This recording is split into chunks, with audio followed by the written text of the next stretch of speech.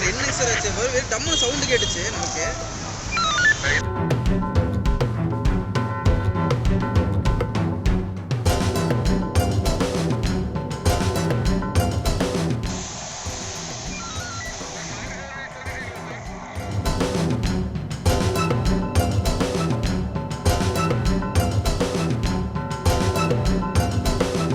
பன்னிரெண்டாம் வகுப்பு படிக்கக்கூடிய பள்ளி மாணவன் காரை வேகமாக ஓட்டிச் சென்ற சம்பவத்தில் வடமாநில தொழிலாளி ஒருவர் உயிரிழந்த சம்பவம் பெரும் சோகத்தை ஏற்படுத்தியுள்ளது.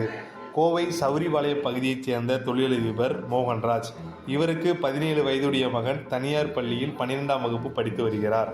கடந்த புதன்கிழமை அதிகாலை வீட்டில் அனைவரும் தூங்கிக் கொண்டிருந்த போது யாருக்கும் தெரியாமல் காரை எடுத்துச் சென்றுள்ளார்.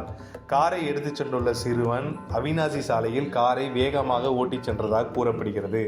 அவிநாசி சாலையில் மேம்பால கட்டுமான பணிகள் நடைபெற்று வருகிறது. இந்த சூழலில் காரை வேகமாக ஓட்டிச் சென்ற சிறுவன் அங்கு கட்டுமான பணிகள் நடைபெற்றிருந்த இடத்தில் போக்குவரத்தை சரி செய்து கொண்டிருந்த வடமாநில தொழிலாளியான அக்ஷய்வரா என்பவர் மீது கார் மோதி விபத்துக்குள்ளானது. கார் மோதி விபத்துக்குள்ளான சம்பவத்தில் வடமாநில தொழிலாளி அக்ஷய்வரா சம்பவ இடத்திலே உயிரிழந்தார். கார் வேகமாக வந்து கட்டுப்பாட்டை மீறி மோதியதில் சாலை நடுவே இருக்கக்கூடிய தடுப்புச்சுவர் மீது மோதி தீப்பற்றி எரிந்ததால் பெரும் பரபரப்பு ஏற்பட்டது.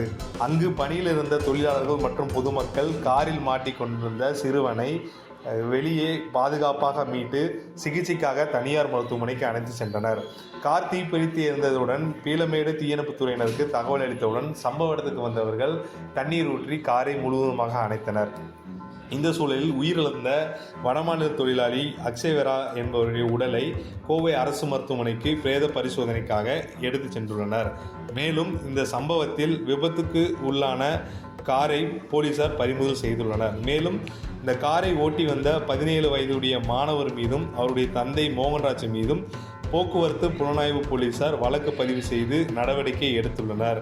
மேலும் இது தொடர்பான விசாரணையும் தீவிரப்படுத்தியுள்ளனர்.